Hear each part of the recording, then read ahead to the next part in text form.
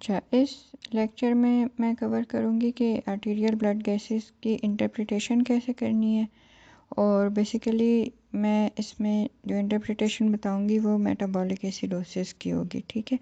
और उसके लिए हमें विंटर्स फार्मूला और डेल्टा रेशो की भी ज़रूरत पड़ेगी। तो शुरू में ही हम देख लेते हैं कि विंटर्स फार्मूला क्या है। विंटर्स फार्मूला जो है ना वो हम यूज़ करते हैं देखने के लिए कि प्रिडिक्टेड PCO2 क्या है। प्रिडिक्टेड PCO2 जो है ना उससे हमारी क्या है मुराद, वो ये है कि अगर कंपनसेशन हो रही है तो हम प्रिडिक्ट करते हैं कि PCO2 की ये रेंज होनी चाहिए। अगर वो इस रेंज में फॉल हो रही है तो इसका मतलब है कि PCO2 कंपनसेशन कर रही है। कंपनसेशन करती कैसे है मेटाबॉलिक एसिडोसिस की, ठीक है। मेटाबॉलिक एसिडोसिस की वो ऐसे कंपनसेशन करती है कि अब मेटाबॉलिक एसिडोसिस है, ब्लड में एसिड ज़्यादा हुआ है, तो अब ये कार्बन डाइऑक्साइड ही है ना लंग्स के पास, तो जो कि एक एसिड की तरह हम उसको ट्रीट करते हैं और वो उसको ब्लो ऑफ करके तो एसिड को निकाल सकता है बॉडी से, ठीक है। तो ये है कि हम इस फार्मूला में जो PCO2 है वो हमें प्रिडिक्टेड पता चलेगी, फिर उसको हम कंपेयर करेंगे पेशेंट की PCO2 के साथ, और बाकी जो इसमें जो बाइकार्ब हमने डाला है वो पेशेंट का है, ठीक है। तो अब इसमें क्या हो सकता है कि मसलन जो प्रिडिक्टेड PCO2 आई है वो ज़्यादा है एज़ कम्पेयर जो मेड थी उससे। फॉर एग्ज़ाम्पल मसलन प्रिडिक्टेड PCO2 आई है 32 to 35, ठीक है, कि इस रेंज में अगर है तो इसका मतलब है कि कंपनसेशन हो रही है। लेकिन जो हमारे पास मसलन पेशेंट की PCO2 है वो फॉर एग्ज़ाम्पल अगर 50 है तो उसकी क्या इंटरप्रिटेशन होगी, उसका मतलब है कि मेटाबॉलिक एसिडोसिस तो है ही है, इसके साथ जो है ना कोई प्राइमरी रेस्पिरेटरी एसिडोसिस भी है, ठीक है। अच्छा, फिर ये भी हो सकता है कि जो प्रिडिक्टेड PCO2 निकली है वो कम हो, ठीक है, जो पेशेंट की PCO2 है उससे वो लेस हो, तो उसके क्या इंटरप्रिटेशन होगी कि जो मेटाबॉलिक एसिडोसिस है उसके साथ कोई प्राइमरी रेस्पिरेटरी अल्कलोसिस चल रहा है जिसने उसको ज़्यादा ही कम किया हुआ है, ठीक है। अच्छा, फिर हम आ जाते हैं डेल्टा रेशो पे। डेल्टा रेशो जो है ना वो हमें बताती है कि कौन सा एनोइन गैप मेटाबॉलिक एसिडोसिस है ना, ठीक है। अब इसका फार्मूला क्या है कि आप जो भी मेयर्ड एनोइन गैप है, ठीक है, उसमें से माइनस करेंगे जो कि नॉर्मल एनोइन गैप है, और उसको फिर हम जो है इसमें नॉर्मल एनोइन गैप को हम लेंगे 12, ठीक है। अब 12 का आप देखें कहीं पे इसका वैल्यू 12 लिखी होती है, कहीं पे 16, तो उसका जो फार्मूला है ना उसमें अगर हम इसको कैलकुलेट करते हुए खाली सोडियम डालें और पोटेशियम क्योंकि बहुत उसकी थोड़ी वैल्यू होती है उसको इग्नोर कर दें, तो फिर जो है वो इसकी वैल्यू आपको 12 नज़र आ रही होती है। और अगर हम सोडियम प्लस पोटेशियम करें तो फिर जो एनोइन गैप है उसकी नॉर्मल वैल्यू 16 आ रही होती है, लेकिन हम सारा टाइम ना इसको सिर्फ सोडियम से निकालेंगे क्योंकि हमने आगे डेल्टा रेशो में डालना है और डेल्टा रेशो में हमने इसको 12 डालना है, ठीक है। तो measured anion gap minus normal anion gap divided by normal bicarb minus measured bicarb, ये है डेल्टा रेशो, ठीक है। तो इस तरह से दो वैल्यूज़ आपने ली हैं, 12 जैसे एनोइन गैप की और 24 बाइकार्ब की, और दो आपने डाली हैं पेशेंट की जो कि मेयर्ड एनोइन गैप है और मेयर्ड बाइकार्ब है, ठीक है। तो एनोइन गैप आप खुद निकालेंगे। अच्छा, तो डेल्टा रेशो की वैल्यू क्या क्या आ सकती है, हो सकता है ये लेस देन 1 आए, उसकी क्या इंटरप्रिटेशन होगी कि एग्मा प्लस नेग्मा, या फिर एग्मा का दूसरा क्या नाम है हाई एनोइन गैप मेटाबॉलिक एसिडोसिस, या उसको खाली एनोइन गैप मेटाबॉलिक एसिडोसिस भी कहते हैं, plus non anion gap metabolic acidosis, दोनों को एग्जिस्ट कर रहे हैं। अच्छा, अगर डेल्टा रेशो 1 से ग्रेटर है लेकिन 2 से कम है तो उसका क्या मतलब है कि खाली एग्मा है सिर्फ, मतलब एनोइन गैप मेटाबॉलिक एसिडोसिस है। और अगर डेल्टा रेशो जो है वो 2 से ज़्यादा है तो उसका इसकी इंटरप्रिटेशन होगी कि anion gap metabolic acidosis plus metabolic alkalosis. ठीक है, तो अब एनोइन गैप की इंटरप्रिटेशन के लिए ना आप ये देखें कि ये आपके पास इस तरफ जो है ना ये येलो ऑरेंज और ग्रीन, इधर आपके पास एनोइंस हैं और पर्पल में कैटोइंस हैं। ठीक है, कैटोइन में हमने खाली सोडियम लिखा है, ठीक है, और पोटेशियम को हमने इग्नोर कर दिया है कि खाली उस सोडियम के सामने वो कुछ भी नहीं है, 3 to 5 उसकी वैल्यू है। अच्छा, अब जो बाइकार्ब है उसकी 24 है वैल्यू, क्लोराइड जो है 104 है, और एनोइन गैप जो ग्रीन कलर का नज़र आ रहा है वो 12 है, जो कि नॉर्मली आपकी बॉडी में ऑर्गेनिक एसिड्स बन रहे होते हैं उनसे आ रहा है। ठीक है, अब हम देखते हैं कि हम इसको किस तरह से अप्लाई कर सकते हैं। अच्छा, अब आप देखें कि कोई एसिड आया है, ठीक है, फॉर एग्जांपल एक डायबिटिक पेशेंट है और उसको डीके हुआ है, तो उसमें बीटा हाइड्रोक्सी ब्यूटाइरेट और एसिटोएसीटेट मसलन ये एसिड्स आए हैं। ठीक है, तो अब ये एसिड डिसोसिएट होगा, और डिसोसिएट होगा तो इसमें से प्रोटॉन्स निकलेंगे और एनोइंस निकलेंगे। ठीक है, तो अब आप सोचें कि ये जो है ना कितने प्रोटॉन निकले हैं, ये 16 है। ठीक है, तो आप सोचें कि 16 मिली इक्वलेंट्स जो हैं वो प्रोटॉन्स निकले हैं एक कीटो एसिड में से, और प्लस ये एनोइंस निकले हैं। अब क्या होगा कि इन प्रोटॉन्स से जान छुटानी है। ठीक है, और उसके लिए आपको पता है कि सबसे ज़्यादा जो पहले फर्स्ट लाइन ऑफ डिफेंस में आता है बफर सिस्टम, केमिकल बफर्स में, वो बाइकार्बोनेट है बफर सिस्टम। तो इधर से बाइकार्ब जो है ना वो स्टेप फॉरवर्ड करेगा और वो कहेगा कि मैं इसकी ऐसी की तैसी करता हूँ। ठीक है, तो ये बाइकार्ब आए, अब 16 बाइकार्ब भी आए हैं ना, क्योंकि इन्होंने 16 प्रोटॉन से निमटना है। ठीक है, तो इन्होंने जनाब क्या किया कि इसके साथ मिलके कार्बोनिक एसिड बनाया, कार्बोनिक एसिड डिसोसिएट हो गया कार्बन डाइऑक्साइड एंड वाटर में, तो प्रोटॉन जो है उसको मतलब आप समझें कि बिल्कुल वो न्यूट्रलाइज हो गया ना, कि अब कार्बन डाइऑक्साइड से भी हमें कोई ख़तरा नहीं है, वो हम लंग्स से निकाल सकते हैं, वाटर से भी कोई ख़तरा नहीं है, वैसे ही हमारी बॉडी में इतना वाटर होता है, कोई मसला ही नहीं है, तो प्रोटॉन से जान छूट गई। अब बाकी रह गए हैं ये एनोइंस। ठीक है, अब ये एनोइंस क्या करेंगे कि जी जो बाइकार्ब के आने से स्पेस खाली हुई है ना, तो ये इधर आ जाएंगे। ठीक है, अब आप सोचेंगे ये मसलन कीटो एसिड्स हैं, बीटा हाइड्रोक्सी ब्यूटाइरेट और एसिटोएसीटेट। ठीक है, अच्छा, अब क्या जब हम इनको मेयर कर रहे हैं अपना एनोइन गैप निकालने के लिए, ये तो हम इनको तो मेयर नहीं कर रहे, ये जो आए हैं ऑर्गेनिक एसिड्स नए नीले रंग के। ठीक है, तो क्या होगा कि ये एनोइन गैप को एक्सपेंड कर देंगे। ठीक है, ये भी एनोइन गैप में शामिल हो गए हैं, मीन्स कि वो वाले एनोइंस जिनको हमने एबीजीज में मेयर नहीं करना।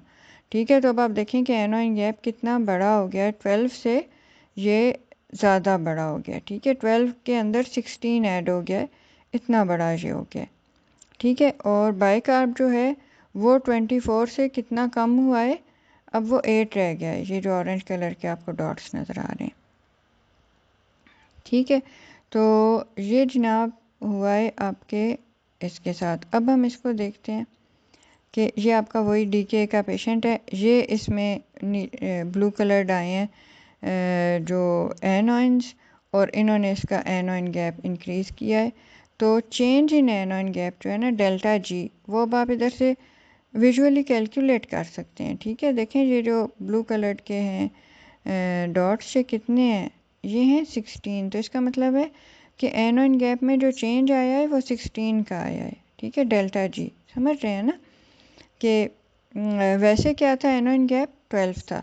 ठीक है, अब जो है वो 12 प्लस ये भी इसमें आ गया ना 16, लेकिन डेल्टा जी तो है कि चेंज कितना आया है, टोटल नहीं हम देख रहे चेंज, तो चेंज जो है वो इसमें ये आया है 16 का।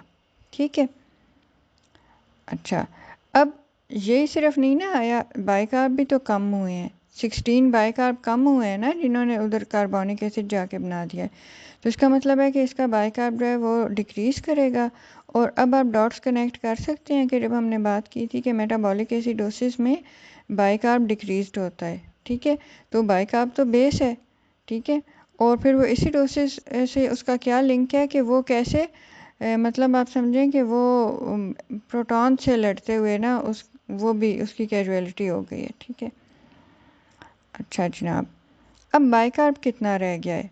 ठीक है, बाइकार्ब 8 रह गया है क्योंकि इसमें से 16 तो उधर चले गए हैं लड़ने लिए एच जॉइंट्स के साथ। ठीक है, लेकिन अब ये तो आपने एक विजुअली अपने माइंड में मैप बनाया है ना। अब पेशेंट के तो मुंह पे नहीं लिखा होगा ना, ये इस तरह से आपको डॉट्स नज़र आएंगे, उसकी तो आपके रिपोर्ट सामने आनी है। ठीक है, मसलन रिपोर्ट में ये PA 7.2 है, ये इसकी बाइकार्ब 8 हो गई है। ठीक है, और अच्छा अब हम देखते हैं कि इसको हम कैसे करेंगे डेल्टा रेशो में डाल के कि हमने पहले तो निकालना है एनोइन गैप।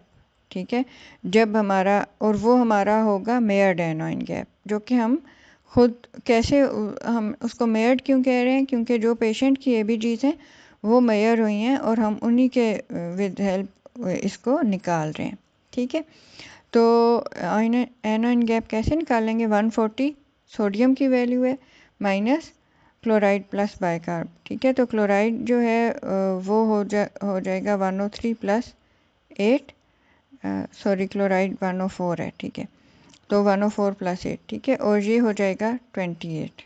ठीक है, आपके पास एनोइन गैप आ गया 28। ठीक है, पहले कितना था? 12। अब आप देखना चाहते हैं कि आपके चेंज इन एनोइन गैप या डेल्टा AG क्या है, तो वो होगा 28 माइनस 12 इज इक्वल टू 16। तो ये आपका मैच कर रहा है इस बॉक्स से जिसमें ब्लू कलर के जो आपने रखे थे डॉट्स, और ये 16 डॉट्स थे कि चेंज इन जो है एनोइन गैप इतना था, और इधर भी आपको नज़र आ गया कि चेंज इन एनोइन गैप 16 है। ठीक है, तो डेल्टा AG आपके पास आ गया 16।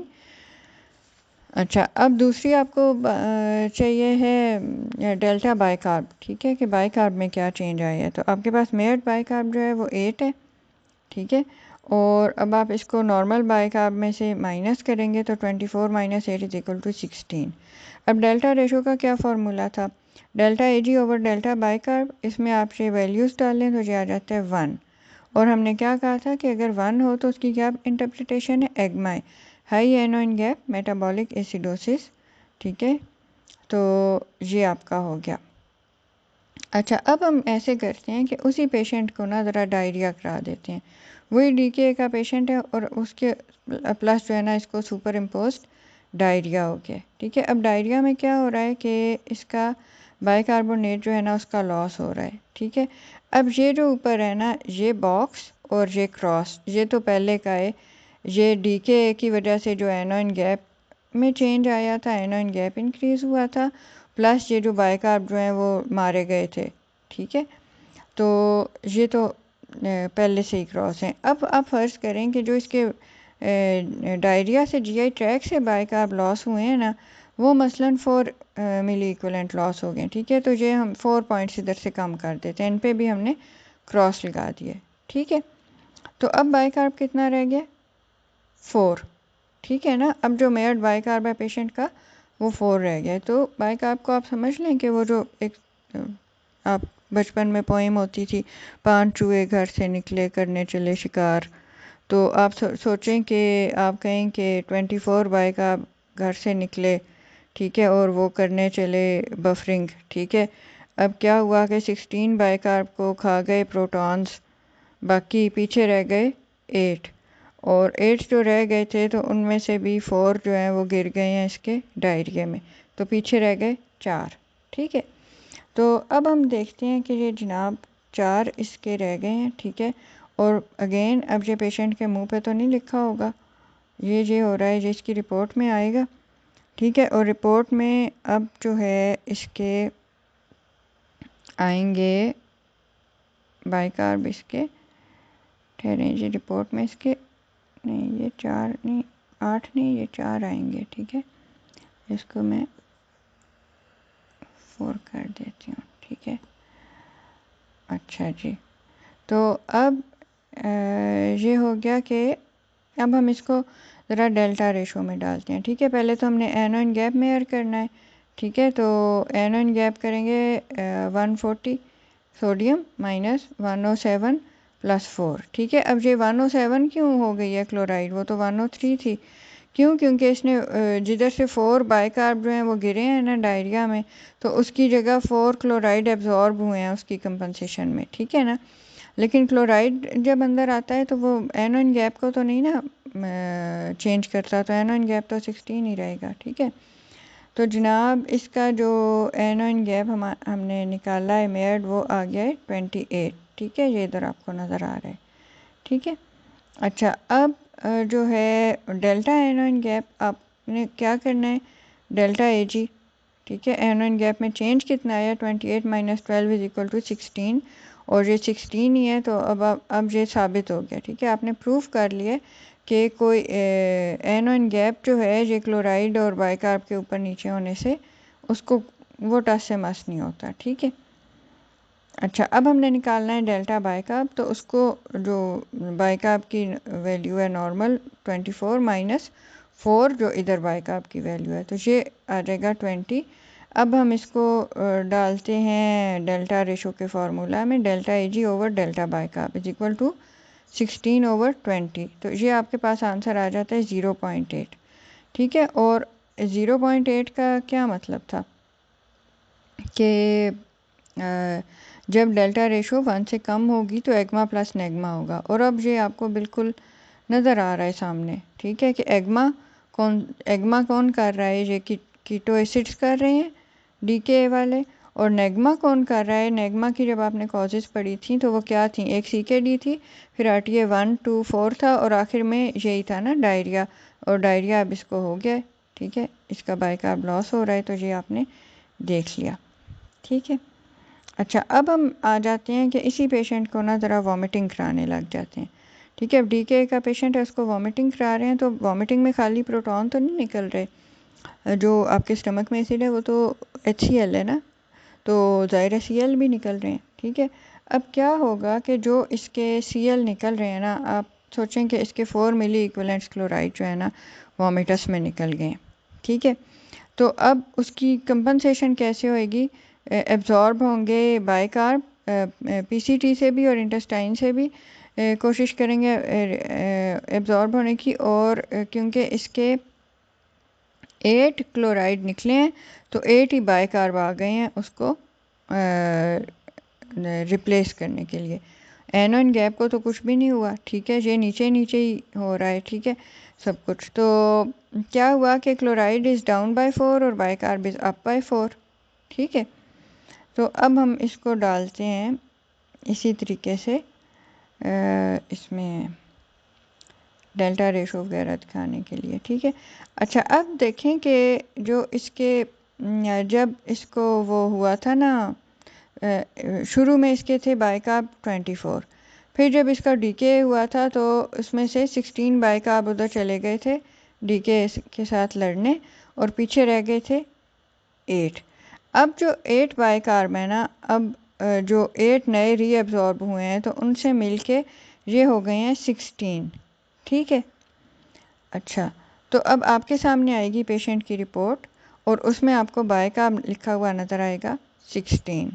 ठीक है, तो अब आप इसका एनोन गैप निकालें। ठीक है, 140 माइनस, अब क्लोराइड के उनके जो हैं वो 8 कम हो गए हैं तो उनको हमने माइनस किया है, तो ये आ गया 96 प्लस 16 किसकी वैल्यू है, बाइकार्ब की। ठीक है, तो ये आपका एनोन गैप जो है वो आ गया 28। आपने उसके डेल्टा एनोन गैप निकाला तो ये आ गया 16। कोई चेंज नहीं है, पहले भी ये था अभी भी ये है। ठीक है, क्योंकि क्लोराइड और बाइकार्ब एनोन गैप को तो कुछ करते ही नहीं है, वो तो नीचे नीचे ही काम कर रहे होते हैं अपना। अब आपकी आ गई डेल्टा AG 16। अब आपने निकालनी है डेल्टा बाइकार्ब। तो नॉर्मल बाइकार्ब है 24 माइनस आपने किया है 16, ये आ गया = 8। ठीक है, डेल्टा बाइकार्ब आ गई है 8। अब आप इसको डेल्टा रेशो में डालें, delta AG over delta bicarb, तो ये आ गया 16/8 = 2।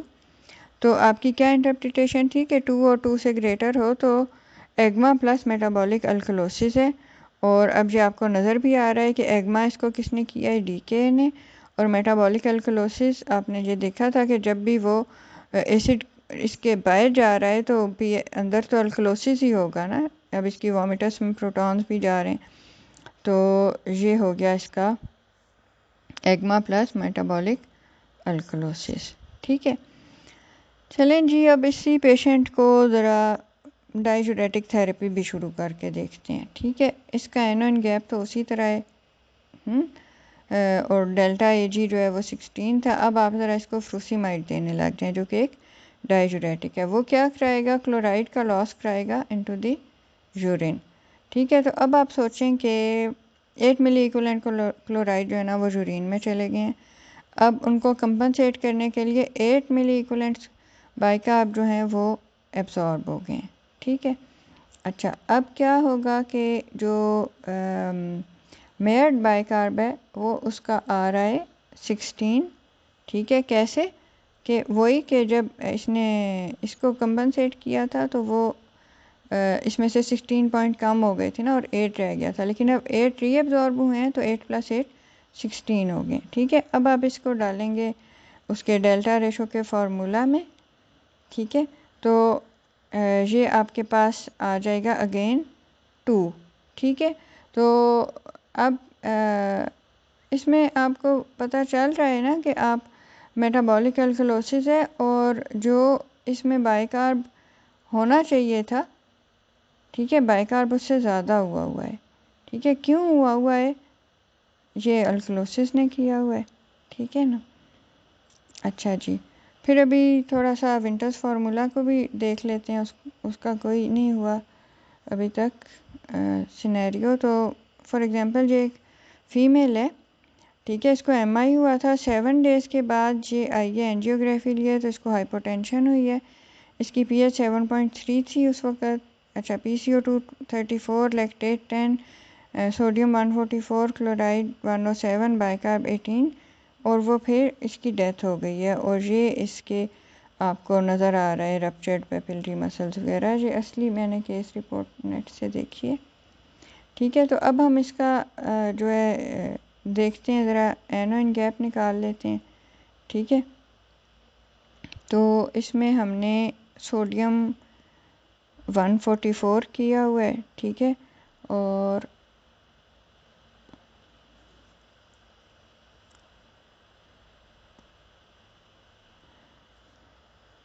ठीक है, तो ये आपने इसका एनोइन गैप निकाला, ये आ गया 18.8। ठीक है, तो इसका क्या मतलब है कि इसको टाइप ए लैक्टिक एसिडोसिस था। ठीक है, अच्छा अब ज़रा हम इस पे विंटर्स फार्मूला लगाते हैं कि इसकी प्रिडिक्टेड PCO2 कितनी होनी चाहिए। ठीक है, तो वो इसका 18.2 हम इसमें डालेंगे तो ये आ जाएगी आपके पास प्रिडिक्टेड PCO2 33 to 37 और इसकी कितनी है 34। इसका मतलब है कि ये कंपनसेशन की कोशिश कर रही थी। ठीक है, अच्छा फिर जो है इसमें दूसरा आप बताएंगे कि इसको मेटाबॉलिक एसिडोसिस है। ठीक है, और फिर हमने इसको पार्शली कॉम्पनसेटेड क्यों कहा है, पार्शली कॉम्पनसेटेड इसलिए कहा है कि PCO2 जो है ना वो कोशिश तो कर रही है ना अपनी, उसकी वैल्यू थोड़ी रेंज है ना, नॉर्मल रेंज थी 35 to 45, उससे तो नीचे है ना। तो इसका मतलब है कि कंपनसेशन हो रही है। लेकिन क्या ये कंपनसेशन हो गई है, नो, क्योंकि अगर ये हो जाती ना तो इसकी पीएच कम से कम भी ना 7.35 पे आ जाती, रेंज में आ जाती, बेशक एसिडिक तरफ होती, लेकिन ये रेंज में नहीं आई तो इसलिए हम इसको पार्शली कॉम्पनसेटेड कह रहे हैं। ठीक है, तो और दूसरा है कि ये हाई एनोइन गैप है। ठीक है, और फिर आप इसी तरह से इसकी डेल्टा रेशो भी निकाल सकते हैं। ठीक है, जो है ये डेल्टा एजी और डिवाइडेड बाय डेल्टा बाइकार्ब। ठीक है, तो ये आ जाएगा 6.8 डिवाइडेड बाय 5.8, तो ये आ जाएगी 1.17।